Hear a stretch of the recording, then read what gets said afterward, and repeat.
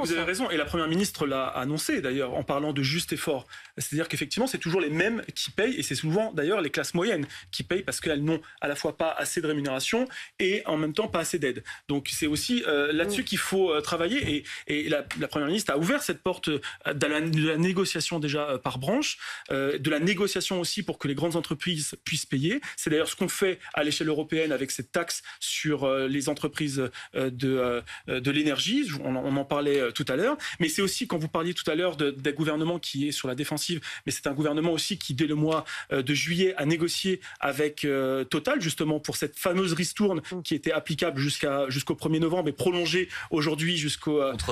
15 novembre. C'était aussi cet effort de la nation pour avoir une ristourne supplémentaire à la pompe. Donc tout ça, ce sont des éléments aussi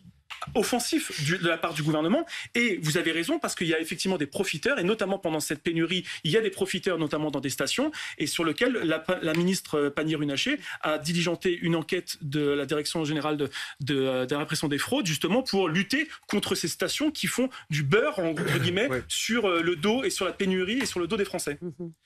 En fait,